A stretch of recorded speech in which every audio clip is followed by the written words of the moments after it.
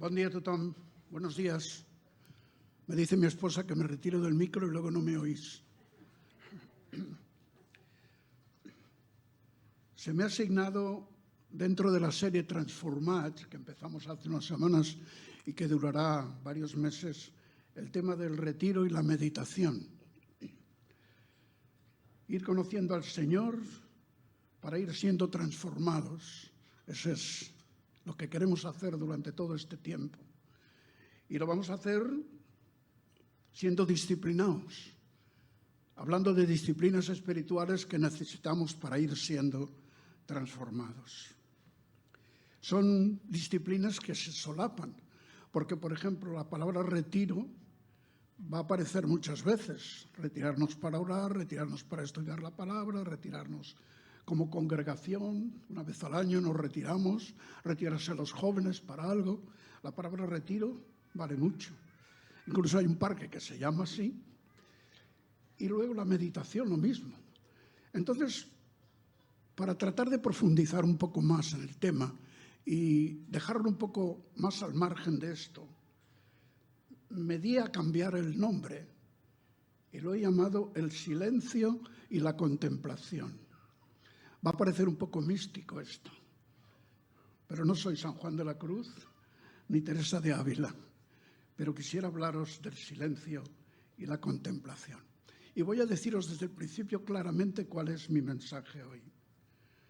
Como congregación y de manera individual, estamos llamados a experimentar, a vivenciar cada vez más intensamente la intimidad con el Señor, porque este es el camino que Él ha trazado para ir transformándonos. Y yo creo que el silencio y la contemplación de los que os voy a hablar hoy son imprescindibles para andar juntos este camino. Estamos viviendo en una sociedad muy ruidosa. Hablar del silencio en una sociedad como la nuestra casi parece una broma. No se nos da mucha opción por el silencio. El ruido nos envuelve por todas partes. Es curioso, la palabra ruido, he tratado de profundizar un poco en esto. Es el sonido, no sé cómo ponerme para ver mejor, es el sonido inarticulado y confuso. Un sonido que no dice nada, que no sabemos de qué va, que molesta, que es aparentemente grande y habla de cosas muy significantes. Aquello de mucho ruido y pocas nueces. Hay una frase de Alfonso X, que por algo le llamaban el sabio, que dice: los cántaros, cuantos más vacíos, más ruido hacen. Yo creo que nuestra sociedad es una sociedad muy vacía y que por eso hace tanto ruido y que por eso es tan difícil encontrar el silencio para la contemplación. Antes de hablaros del silencio y de la contemplación, dejadme deciros una cosa. Es necesario el anhelo de estar con Él, el anhelo de estar con el Señor. Sin ese anhelo no vale la pena seguir adelante. La voz de los poetas en los Salmos, que tanto nos gustan como referencia, dice mucho sobre esto, sobre lo que es estar anhelando la presencia del Señor. Dejadme deciros algo sobre los Salmos. Seguramente nos inspiramos mucho en ellos y hacemos bien porque encontramos en ellas palabras que nos ayudan mucho en el tiempo de nuestra meditación y nuestra adoración. Pero no nos olvidemos que los Salmos están escritos por personas creyentes que nunca experimentaron, nunca vieron al Mesías como nosotros lo hemos recordado esta mañana. Nunca supieron de esto. Se acercan a la visión del Dios creador, también lo hemos hecho nosotros esta mañana, del Dios glorioso, de lo que el Señor va a hacer, pero no experimentaron lo que comenzó en los últimos tiempos. Quiero decir que los salmos están para ayudarnos, pero no nos olvidemos que nosotros hemos entrado en una dimensión de relación con el Señor, personal y comunitariamente, que ellos no tuvieron. Y creo que esto vale la pena tenerlo en cuenta. El anhelo de estar con Él. Dicho esto, vayamos a los salmos. El Salmo 42 dice: como el ciervo brama por las corrientes de las aguas, Así clama por ti, oh Dios, el alma mía. Mi alma tiene sed de Dios, del Dios vivo. ¿Cuándo vendré y me presentaré delante de Dios? Nosotros, el velo del templo ha sido quitado. No tenemos que ir a un templo físico para estar con el Señor. Entramos en su misma presencia, lavados nuestros corazones. No tenemos los problemas que pudiera tener alguien que vivía muy lejos del templo y estaba deseando ir a Jerusalén para ir al templo, o al Jerusalén o al tabernáculo. Otro salmo. Extenderé mis manos a ti, mi alma a ti como la tierra sedienta.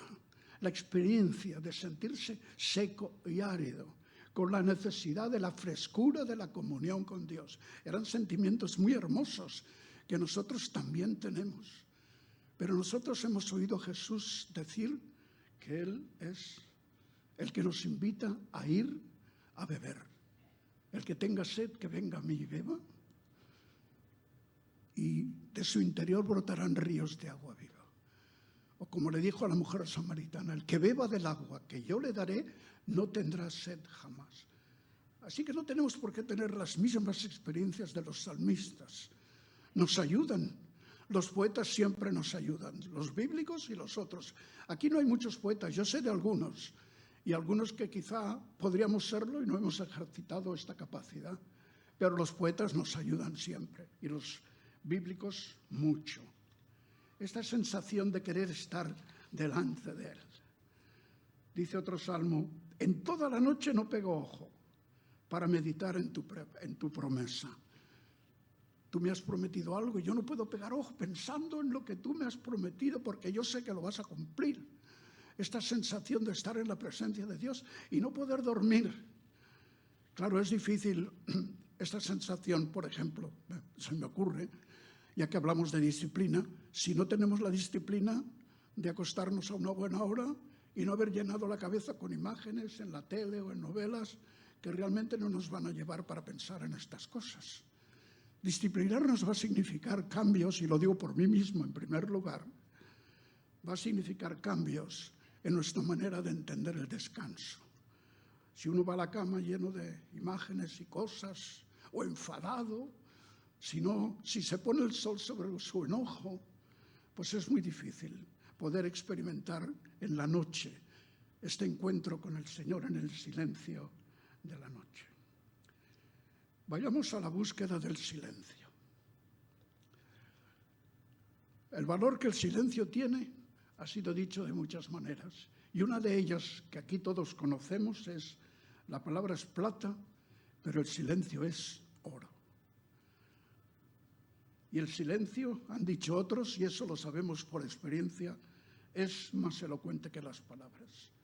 Cuando vas a darle el pésame a alguien, cuando entiendes de alguien que está y en lugar de decirle cosas, en silencio pones la mano en su hombro, no hace falta que le digas nada, se lo has dicho todo. Los gestos son más elocuentes que las palabras. Así que no olvidemos el valor que el silencio tiene para la relación entre nosotros y también para la relación con el Señor. ¿Os acordáis de los amigos de Job? Fueron y estuvieron varios días calladitos. El problema vino cuando comenzaron a hablar. Se debieran haber quedado calladitos, pero gracias a que no se quedaron así, tenemos el libro de Job, claro. Un salmista dice, meditad en vuestro corazón estando en vuestra cama y callad. Meditad en vuestro corazón. Eso es difícil hacerlo en el taller, en la universidad, en la escuela, en el trajín de la casa. Es muy difícil. Pero en vuestra cama, en el silencio de la noche, aunque alguien tenga la tele muy fuerte o ladren los perros o pase el tren, como nos pasa a nosotros cerca de casa. El salmista dice en otro lugar, en mi lecho pienso en ti. Pienso en ti toda la noche. A la sombra de tus alas cantaré, porque tú eres mi ayuda. Mi alma se aferra a ti, tu mano derecha me sostiene. Claro, me diréis, como yo mismo me decía mientras copiaba este salmo en letra grande, que eso es muy difícil para alguien que tiene que levantarse muy temprano e ir a fichar en una fábrica. Yo recuerdo en los primeros años de creyente que algunos me decían de misioneros que se levantaban a las 5, a las 6 de la mañana para orar. Y yo decía, qué bien, pero se acostaban cenaban a las 7 y a las 8 estaban en la cama. ¿Quién de vosotros aquí se acuesta a las 8?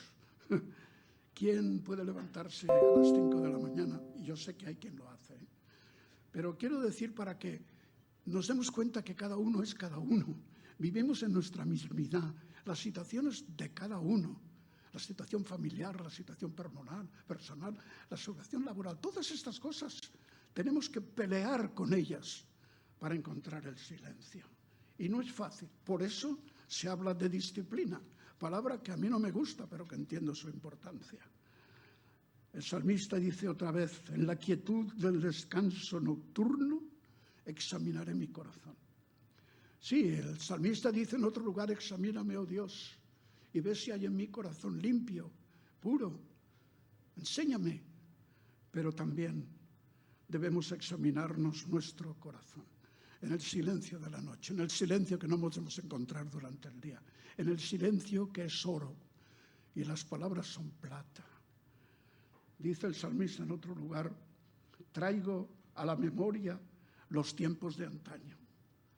El libro en el que se ha inspirado de alguna manera esta serie y que nos han pasado a los predicadores para que tomemos ideas, pues habla de las imágenes, habla del valor que tiene en el silencio evocar imágenes de nuestra propia vida, de nuestro pasado, de la Biblia, imágenes de la vida del Señor, imágenes que nos van a ayudar, somos muy ingeniosos y capaces de hacerlo, a entrar desde el silencio en el significado de muchas cosas que estamos recordando y que nos sugieren pensamientos y nos pueden llevar a la adoración. Traigo a la memoria los tiempos de antaño. Medito en todas tus proezas, en todo lo que tú has hecho. Y imaginaos lo que podía meditar este hombre de Dios sobre todo lo que Dios había hecho con su pueblo. Considero las obras de tus manos. Hacia ti extiendo las manos. Me hace falta como el agua de la tierra seca.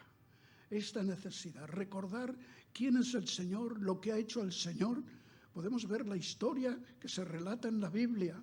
Podemos ver nuestra propia historia, la historia de nuestra congregación, de nuestros antepasados, la historia de la Iglesia, llenar nuestra mente de las cosas buenas, meditar en lo que es válido, en lo que tiene sentido. Quería deciros algo sobre el silencio, que creo que vale la pena. El silencio, dice alguien, no es un lugar, sino un estado de la mente y el corazón. Es que yo no encuentro lugar para estar en silencio. Puedes estar silencio en el tren, en el metro, en medio del trabajo, porque el silencio es la actitud del corazón, el deseo profundo de saber que estás en la presencia del Señor donde quiera que estés. Es ideal encontrar el silencio de la noche o el silencio en el campo, donde queráis. El que tenga la bendición de poder vivir cerca del campo y salir a dar un paseo bien tempranito, eso no tiene precio, o sí lo tiene, un alto precio. Alguien ha dicho también que la clave del silencio es el control del ruido y no la ausencia de él. No se trata de hacer silencio quitando el ruido, sino hacer silencio en medio del ruido. Saber que en cualquier lugar nuestro corazón, nuestra mente puede silenciarse delante del Señor. Alguien ha dicho, haz silencio a tu alrededor si quieres oír tu alma. No quieren hoy que oigamos el alma. Es curioso porque el ruido puede llegar a ser una vía de escape para no oírnos. ¿Os dais cuenta? La búsqueda del ruido, el jaleo, esto que continuamente, pam, pam, pam, puede ser una vía. Nos agota tanto el ruido que cuando llega la noche estamos tan hartos de lo que hemos visto y oído que caemos rendidos. Y apenas tenemos tiempo para pensar. El mundo puede ser, el ruido puede ser, yo creo que lo es para muchas personas, una vía de escape. Incluso el ruido religioso, el ruido de la religión, puede apartarnos de estar delante del Señor, en el silencio de su presencia. Ya están las hojas. Yo creo que el papel mío tiene electricidad, o la tengo yo, no sé. Pero siempre pasa esto, las hojas. Entonces llego a un pasaje que seguramente algunos ya estabais pensando en ello, en Eclesiastés, un sabio consejo. Cuando fueres a la casa de Dios, templo, nosotros no, porque estamos en la presencia del Señor, somos su templo. Cuando fueres a la casa de Dios, guarda tu pie y acércate más para oír que para ofrecer el sacrificio de los necios. Luego dirá que el sacrificio de los necios es hablar y hablar y hablar y hablar y hablar. Pedir y pedir. Dice Magda con su acento andaluz, te ha hecho la boca un fraile. Cuando fueres a la casa de Dios, guarda tu pie. Entras en la presencia del Señor. Y acércate más para oír que para ofrecer el sacrificio de los necios. Porque no saben, los necios no saben que hacen mal. No te des prisa con tu boca, ni tu corazón se apresura a proferir palabra delante de Dios. Porque Dios está en el cielo y tú sobre la tierra. No te olvides de la solemnidad de estar en su presencia, en su grandeza. Por tanto, sean pocas tus palabras, porque de la mucha ocupación viene el sueño y de la multitud de palabras la voz del necio. Qué sabio consejo. Nos gusta, nos reunimos para pensar, orar y enseguida empezamos a pedir. ¿Por qué? Porque tenemos mucha necesidad, pero realmente tenemos necesidad de estar en silencio, en la presencia de Dios para escucharle. Mientras hablamos no le escuchamos. Y algunos, yo el primero, nos gusta mucho hablar. Pasemos a la riqueza de la contemplación. Se ha dicho que la plegaria, la oración es hablar con Dios y que la meditación es escuchar a Dios. Escuchar a Dios. Vamos a hablar un poquito de esto, de escuchar a Dios. Alguien ha dicho que pensar es más interesante que saber, pero mucho menos interesante que mirar. Saber mirar. Saber cómo miramos y qué miramos. El autor de este libro que nos han recomendado los ancianos, Richard Foster, dice: tenemos que estar dispuestos a descender a los silencios recreadores, al mundo íntimo de la contemplación. Fue esta frase, entre otras cosas, la que me llevó a cambiar el tema. La intimidad, la contemplación, los silencios recreativos, porque en el jaleo, en el ruido no hay nada de creatividad ni hay nada de mejoramiento. Hay jaleo, hay ruido, hay estorbo muchas veces, hay cansancio, hay agotamiento. Necesitamos los silencios. Son oro entre los hombres, y creo que lo son también, y quizá más aún en nuestra actitud delante del Señor. Porque contemplar es más que mirar. Es mirar con intensidad. Mirar con una mirada cuidadosa y deliberada que busca entender e interpretar lo que está viendo. Que no le pase como aquel del que habla Santiago, que vio su imagen en el espejo y luego se olvidó lo que había visto. Eso es porque vio. Si hubiera contemplado, no se hubiera olvidado. Es interesante que la palabra que la mayoría de los escritores del Nuevo Testamento usa para el verbo ver, no es la palabra ver, el verbo ver no es la mejor traducción, porque esta palabra la he copiado, no sé griego, teamona, significa más que la palabra ver, significa exactamente contemplar, ver con detenimiento, con el interés de saber qué es lo que estoy viendo, qué es lo que estoy escuchando. Ahora ya sé lo que hace que estas hojas, que me tiemblan las manos. Es que veros aquí escuchándome tiene tela. Los que no subís aquí no sabéis lo que eso es. Yo sí lo sé. Hay otra hoja, Pedro, hay otra hoja. Bueno, si os doy tiempo para pensar en lo que os estoy diciendo. Y preparaos para lo que falta. ¿Cómo me lo arreglo, eh? Y estas son tan gordas que no se puede hacer así para abrirlas. ¿Veis cómo lo hace? Ya venía un ayudante. Qué grandes sois. Gracias, guapo. En un lugar donde está muy bien traducido y es elocuente, es en la primera carta de Juan. Dice, lo que era desde el principio, lo que hemos visto con nuestros ojos, reiterativo, lo que hemos contemplado. Hombre, ¿no dice que ya lo has visto? Sí. Pero quiero que sepáis que los apóstoles no solo lo vimos, es que lo contemplamos. Es que queríamos saber, es que queríamos interpretar lo que se nos decía. Es que queríamos experimentar qué momento estábamos viviendo delante de Jesús. Lo que palparon nuestras manos tocante al verbo de vida, esto os anunciamos. El testimonio de los apóstoles que tenemos hoy en su palabra no es solamente el recuerdo de haber visto al Señor, sino el recuerdo de haberle contemplado. No tenemos por qué contentarnos con verle. Necesitamos el silencio y la contemplación. Contemplar es prestar atención. Dice María Moliner en su diccionario, fijaos. Prestar atención con placer, tranquilamente, pasivamente, sin buscar otra cosa más que la contemplación, sin buscar más que estar delante del Señor, a ver si nos quiere decir algo, examinando nuestro propio corazón, llenándonos de los recuerdos del pasado, de las cosas buenas que nos alegran el corazón y de las cosas menos buenas que nos ayudan a crecer, como decía una hermana en oración esta mañana.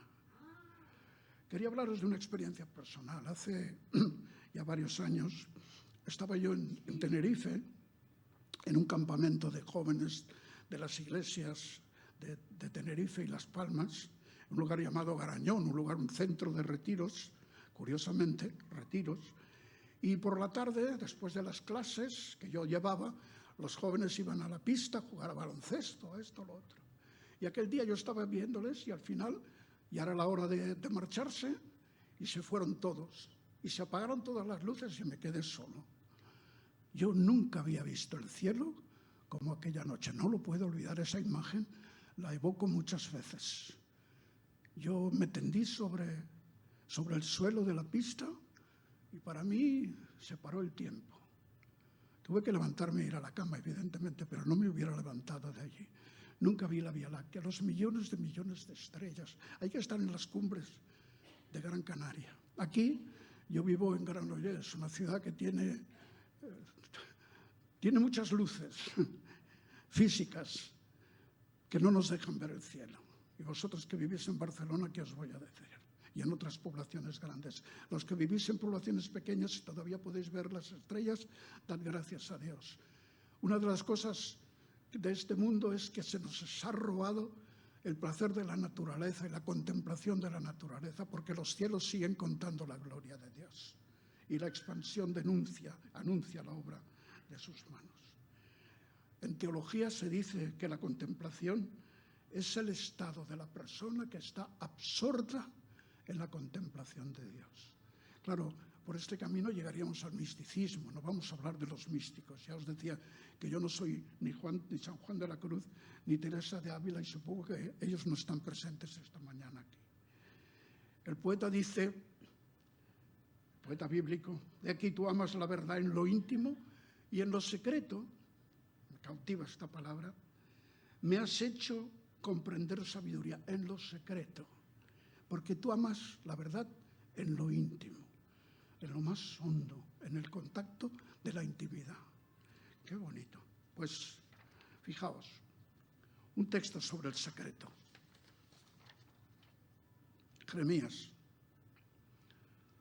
Se está quejando Dios en la voz de su profeta Jeremías, el profeta llorón, por algo escribió un libro llamado Lamentaciones, de que los profetas falsos están anunciándole al pueblo un mensaje que no han recibido de Dios. Y dice, ¿quién estuvo en el secreto? Palabra que significa también consejo. ¿Quién vino a mi presencia? ¿Quién estuvo en el secreto del Señor y vio y oyó su palabra?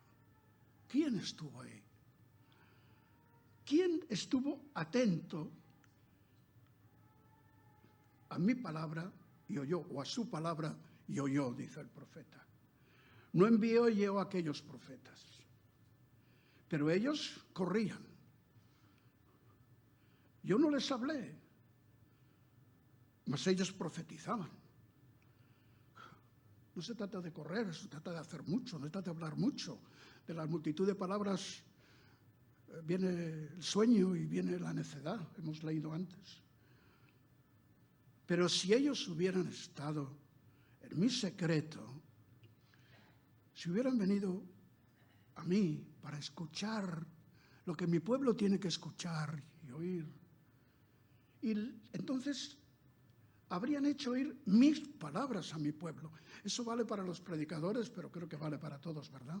Pero especialmente para aquellos como yo esta mañana, que tenemos el deber, la responsabilidad y el privilegio de poder dirigirnos a vosotros. Si habrían hecho oír mis palabras a mi pueblo, no las suyas, ¿qué valor tienen? Y los habrían hecho volver de su mal camino. No podemos volver a las personas de su mal camino, ni en el pueblo de Dios, ni fuera de él, por nuestras palabras, por nuestros argumentos, sino por la palabra de Dios, que es poderosa y que penetra en lo más profundo de los corazones. Si hubieran venido a mí, si hubieran estado en mi secreto, me habrían oído y yo les había dicho lo que tenían que decir y ellos lo hubieran dicho y habrían hecho volver a mi pueblo de su mal camino y de la maldad de sus obras. Cuando estaba tratando la palabra secreto, a mí que me gustan tanto los diccionarios, por ignorancia digo y por ganas de saber, me encontré con un sinónimo muy interesante: privanza. Privanza.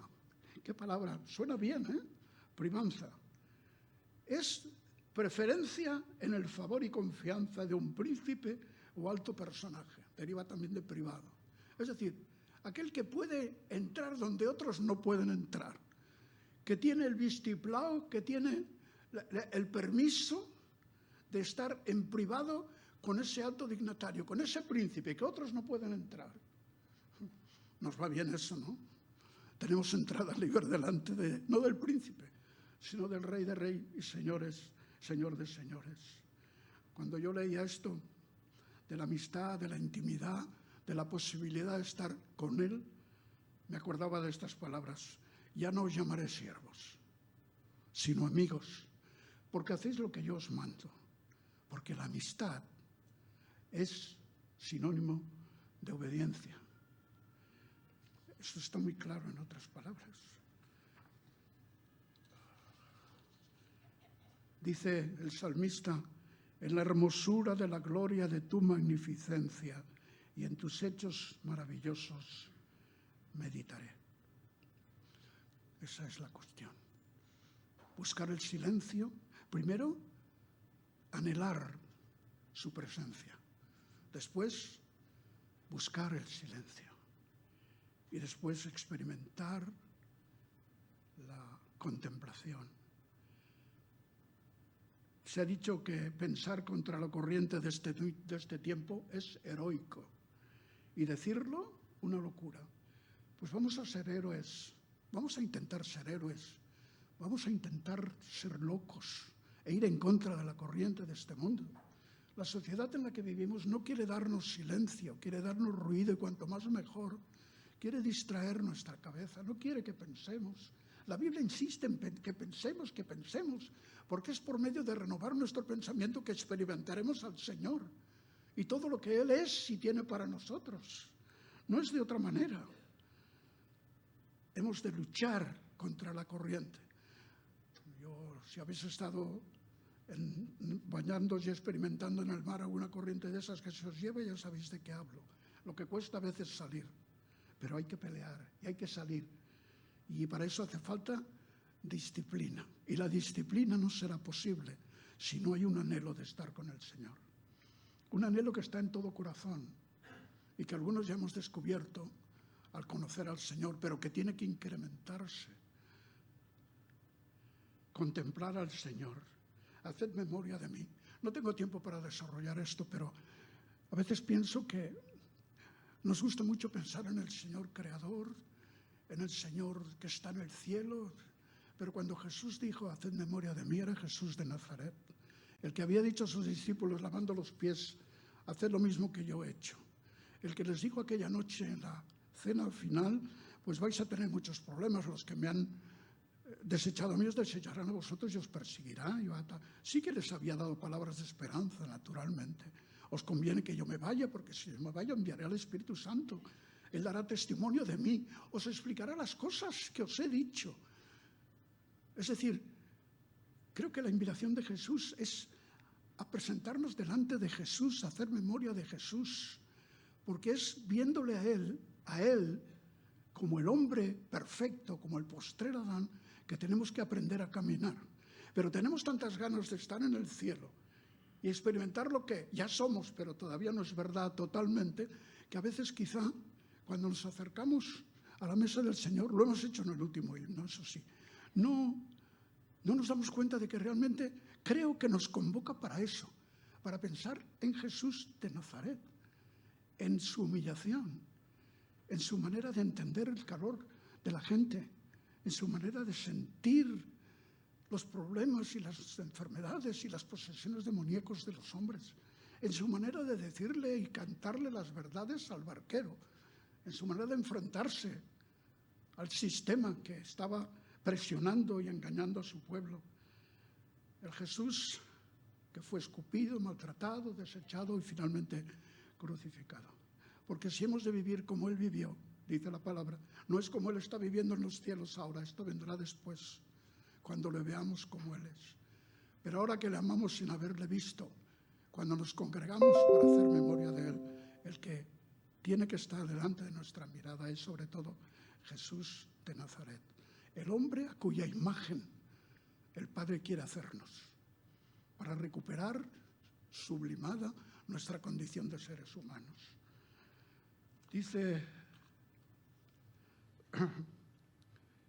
Pablo, porque Dios, que ordenó que la luz resplandeciese sobre las tinieblas, hizo brillar su luz en nuestro corazón para que conociéramos la gloria de Dios que resplandece en la faz de Cristo, Jesús el Cristo. Antes de que le fuera dado un nombre que es sobre todo nombre, antes que Dios, por medio de la resurrección de los muertos, le declarara a su Hijo y le elevara sobre todo nombre y le diera toda la autoridad en los cielos y en la tierra. Antes de eso, cuando era un hombre abandonado, cuando era un hombre despreciado, cuando era un hombre perseguido, cuando era un hombre incomprendido, cuando era un hombre que incluso los más cercanos no entendieron jamás, hasta después de la resurrección, quién era Él. Claro que hemos de pensar en el Cristo resucitado. Claro que hemos de mirar hacia el cielo. La Biblia nos dice que miremos hacia el cielo. Pero hacer memoria de Jesús, para mí, hacer memoria de Él, es esto otro. Si queremos entender nuestra vida aquí y ahora. Pero si estamos deseando vivir como Él vive ahora, nos equivocamos. Para vivir como Él vive ahora, hemos de vivir como Él vivió aquí. Por eso, cuando nos acercamos a Jesús, como aquí Jesús estamos mirando. Por tanto, dice Pablo, nosotros todos mirando a cara descubierta, como, el papel que me han hecho esto es terrible, ¿eh? Perdonad que, bueno, ya me conocéis, yo no me escondo de mis debilidades, tampoco presumo de ellas.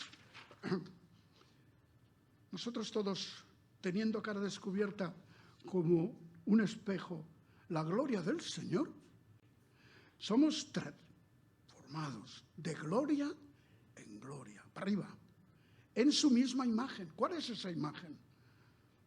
¿Cuál? La del Cristo coronado en el cielo. Esta es la imagen que tenemos que mostrar aquí en la tierra. O la de Jesús de Nazaret, que anduvo haciendo bienes, y anduvo amando, y anduvo sanando, como congregación, yo como hijo de Dios, tú como hijo, hija de Dios. ¿Cuál es la imagen que Dios quiere forjar en ti y en mí? La imagen de Jesús de Nazaret, del Dios hecho hombre, para que recuperáramos nuestra dignidad de seres creados a imagen de Dios. Ya sabéis que estas palabras que hemos leído dice, como por el Espíritu del Señor, dice, tiene que ver con lo que Pablo está explicando en el Antiguo Pacto, en los días de la ley. Moisés entraba en el tabernáculo del desierto y en la presencia de Dios, en el silencio del tabernáculo, en la solemnidad de estar delante del Señor, aquella gloria que se manifestaba allí, aquella shequina, como dice el hebreo, él salía con el rostro resplandeciente. Pero para que no lo vieran se ponía un velo.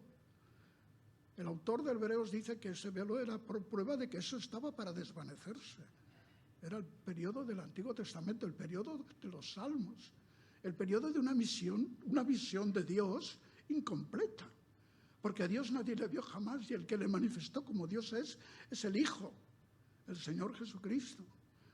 Y Moisés ponía un velo y dice, nosotros no. Nosotros ahora vamos a cara descubierta. No tenemos ningún velo delante de la presencia de Dios. Entre otras cosas porque el velo que nos impedía simbólicamente entrar en el lugar santísimo, la misma presencia de Dios, se rasgó de arriba abajo cuando el Señor acabó con el pecado en la cruz. Me gusta mucho la versión catalana, diu. I tots nosaltres, tots nosaltres, com que no portem cap vel a la cara, anem reflectint com un mirall la glòria del Senyor i anem incorporant d'igual manera la mateixa imatge amb perfeccionament progressiu per l'esperit del Senyor. Qué bonito, qué claro, ¿verdad? No nos podemos confundir. Nosotros miramos y lo que vemos es lo que vamos a reflejar. ¿Y qué miramos? ¿Qué es lo que vemos? Si lo único que vemos es esta imagen que está ahí y que tenemos que meditar en ella, porque a fin de cuentas es el final de la historia, del propósito de Dios, quizá necesitaríamos volver al silencio y a la contemplación del Señor Jesús, nuestro Dios, el verdadero Dios y la vida eterna, como dice Juan. Hay una vieja canción que algunos aquí querrán empezarla a cantar cuando yo no la cantaré, solo leeré unas palabras. Yo quiero más y más de Cristo. Yo quiero más y más de Él. Yo quiero más de su presencia. Yo quiero más de su poder. No voy a pedir que levantéis la mano, pero algunos aquí la conocéis, los más veteranos. Yo quiero más. Pues yo también quiero más. Yo quiero más y lo confieso delante de vosotros. Porque el Señor ha muerto y resucitado por mí y me ha enviado su Espíritu para que yo tenga más de lo que tengo, para que yo sea más de lo que soy, para que yo dé más de lo que tengo que dar, de lo que estoy dando. Porque el mundo en el que vivimos, el mundo de los ruidos, el mundo del escándalo, el mundo de contemplar lo que no hay que contemplar, de llenarse los ojos de aquí abajo, ese mundo nos necesita. Y si en algún momento pensáramos, yo no voy a ser capaz, ahí viene este texto que me vino a la mente. No desmayamos. Antes, aunque nuestro hombre exterior se va desgastando, es verdad, os lo aseguro, el interior, no obstante, se renueva. Y oíd, por si lo habíais olvidado, de día en día. ¿Cómo se puede renovar de día en día? Las células no se renuevan, pero el hombre interior, la mujer interior, sí. ¿Por qué? Porque el que comenzó en vosotros la buena obra, la perfeccionará día a día hasta el día de Cristo, hasta el día de su venida. ¿Creéis esto? Pues si creemos esto, tenemos que esperar más. Quiero más. Y os diré algunas razones, con esto prácticamente terminaré. Quiero más porque me iré conociendo mejor a mí mismo. Ageo dice, meditad bien en vuestros caminos. Meditad bien. Y necesitamos silencio en la presencia del Señor para meditar bien en nuestros caminos. Quiero más porque me iré gozando más. Dice el salmista, dulce será mi meditación en él y me regocijaré en el Señor, porque iré haciéndome más sabio también, porque iré haciéndome más sabio. Dice el salmista, más que todos mis enseñadores he entendido, porque tus testimonios son mi meditación. No me pongo a meditar en todas las cosas, ni a pensar en la última serie y en la última película y en lo que sea, a lo que cada uno de nosotros tenga más afición. Y no hablo de cosas malas, que a eso no se puede aficionar ningún hijo ni ninguna hija de Dios, pero de cosas que no son malas en sí mismas, pero que nos roban el tiempo, nos roban el silencio, nos roban la oportunidad de la contemplación, nos roban esta transformación paulatina, que el Señor no lo hace independientemente de nosotros. Cuando dice que cuidemos de nuestra salvación con temor y temblor, está hablando de esto. Porque Dios obra en vosotros el querer como el hacer, pero tiene que encontrar la voluntad de que eso sea una realidad. Dice, más que los viejos he entendido, esto a los viejos no nos gusta mucho, más que los viejos he entendido, porque he guardado tus mandamientos. Y quiero más porque quiero ir experimentando más intensamente su amistad. Su amistad. Dice el salmista, la amistad del Señor es reservada a sus fieles. Como os comentaba antes, ya no os llamaré siervos, sino amigos, porque hacéis lo que yo os mando. Apocalipsis dice aquí, yo estoy a la puerta y llamo. Si alguno, es un asunto individual, la congregación es una familia de familias y como congregación tenemos que ir haciendo todo esto. Pero aquí es una llamada individual. Si alguno oye mi voz y abre la puerta, porque puede oír mi voz pero no abrir la puerta. Qué tremenda responsabilidad, oír lo que Dios quiere que hagas y no hacerlo.